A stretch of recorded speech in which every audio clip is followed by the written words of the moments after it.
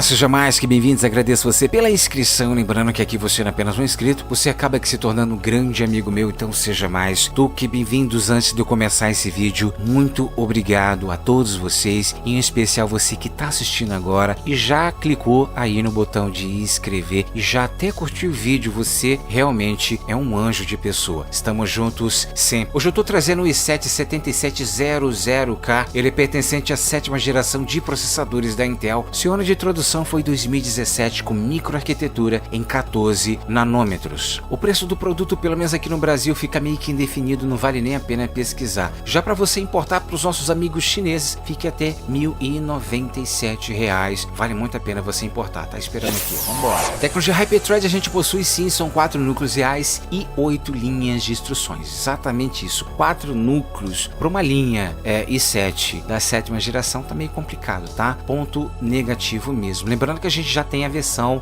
sem essa nomenclatura K, tá? Acessa aqui, se inscreva no canal que automaticamente o YouTube já vai te recomendar esse processador. Esse ponto aqui é muito negativo, a gente já tá na 7ª linha, pelo menos aqui 6 núcleos, pra gente fazer realmente valer esse preço todo que é vendido aqui no Brasil. Tecnologia Turbo Boost a gente possui sim, são 4.2 no base e no Max chegando a 4.5, excepcional. Nada de querer fazer overclock, fica ao seu critério. Se 4.5 não te atende, né, para você estar jogando um jogo, eu não sei mais o que poderia te atender. De repente você tem esse processador e você está se queixando, o seu problema não é clock, tá? O seu problema pode ser uma outra coisa bem séria relacionada ao seu set game aí. A versão Turbo Boost que nós temos aqui é a 2.0, mesma coisa encontrada em tecnologias anteriores e até mesmo tecnologias atuais aqui. Não esquente a cabeça com relação a isso aí. Multiplicador desbloqueado ele possui sim, porque ele tem essa nomenclatura K aqui, te possibilitando a você fazer overclock. Paulo, quero muito fazer, mas eu não sei, eu vou seguir alguns tutoriais na internet. Cuidado com os tutoriais na internet, não estou querendo desmerecer os nossos colegas aqui que fazem esse tipo de conteúdo, mas dê prioridade à comunidade que está aí no seu bairro, né? As pessoas que moram na sua cidade, dê prioridade aí aos nossos técnicos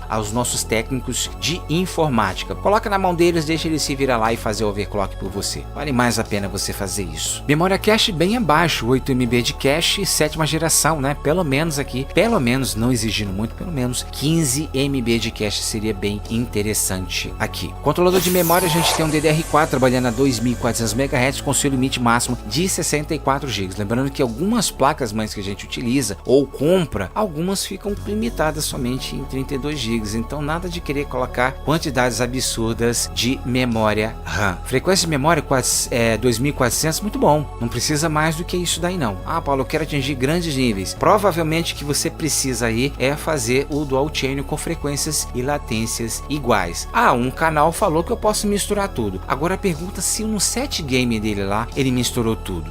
Lembrando que essa versão aqui também nós temos o suporte ao DDR3L trabalhando até 1600 MHz. Não faz isso não, tá? Vamos utilizar aqui o DDR4, mais tecnologia, mais desenvoltura, logicamente mais desempenho. Canais de memória a gente possui 2 canais, então nada de single chain, flex mode, triple chain e quadri chain. Quando eu falo sobre a questão de triple chain e quadri chain, a gente fala sobre a questão de 3 canais e 4 canais. Logicamente, poxa, Paulo, nada a ver. Tudo bem, eu entendo. A gente está falando aqui que a placa-mãe suporta só 2 canais, mas é só para a gente ter uma base basicamente, tá? Lembrando que a gente precisa ter esses níveis aí, tanto no processador quanto na placa-mãe. E single chain você não vai fazer essa besteira, né, de colocar somente uma memória RAM em um slot. Então, nada de fazer isso. Vamos dar prioridade aqui ao dual chain. O socket da placa-mãe do processador, enfim, é o LGA 1151, seu chipset compatível H110. Lembrando que eu já vou trazer tudo relacionado a esse chipset dessa placa-mãe. Eu sempre estou falando muita coisa sobre a questão das placas-mães da ASRock. Não é que eu sou fanboy da ASRock. O negócio é que a ASRock tem grande compatibilidade, em especial aos processadores da Xeon, tá? Então às vezes não precisa nem atualizar a BIOS, você coloca um 1250 lá, V3 ou V4, ele já pega sem você precisar atualizar a BIOS. Então isso é o respeito que a fabricante, né, que utiliza o chipset da Intel, tem com o consumidor final que somos nós. O TDP do processador é 95 watts, a gente precisa de uma aprimoração de 120 a 135 de dissipação, tá? Eu vi um rapaz colocou um comentário aqui falando que ele não consome isso tudo. Veja bem, a gente não está falando de consumo energético do processador, a gente está falando falando de consumo dissipável, a gente está falando de dissipador, né? Dissipação térmica a gente está falando, então não tem nada a ver com consumo energético. Eu nem falo sobre a questão de consumo energético aqui, porque seria meio que besteira falar em relação sobre isso. Limite máximo estável que eles colocam aqui é 100 graus, nada de fazer isso. Vamos ficar aqui com o limite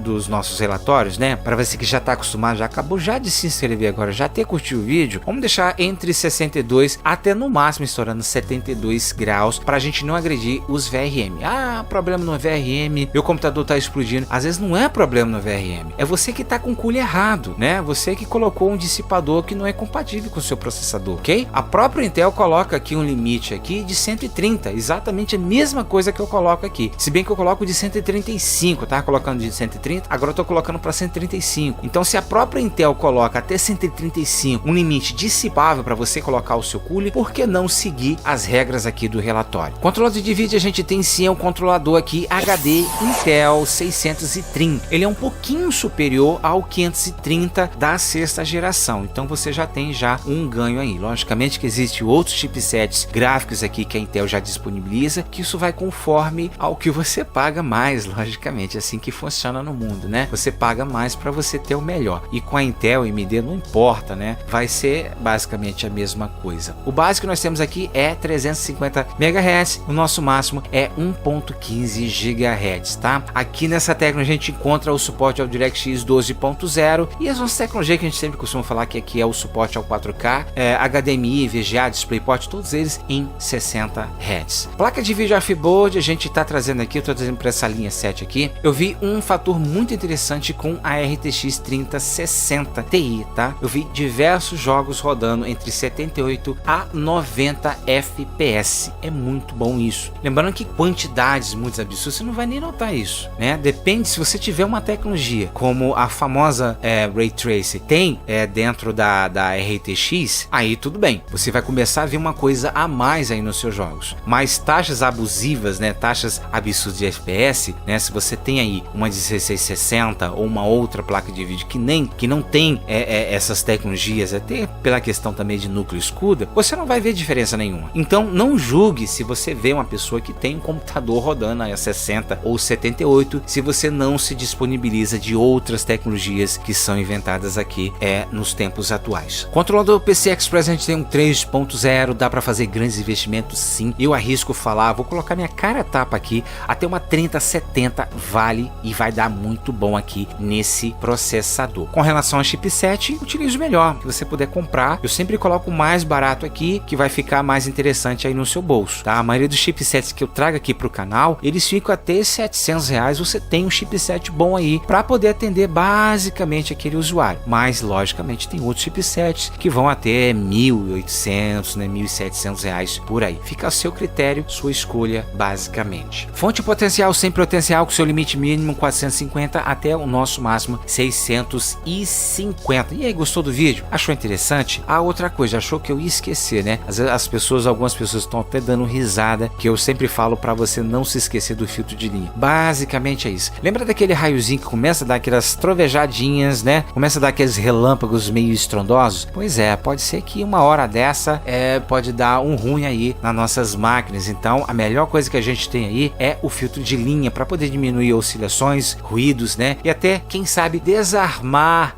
literalmente desarmar, e não chegar toda essa energia aqui no seu computador. É para isso que serve, com linguagens bem rápidas, né? O filtro de linha. Agradeço vocês, estamos sempre juntos. Obrigado pelo compromisso, obrigado pelo carinho. A gente sempre vai estar junto.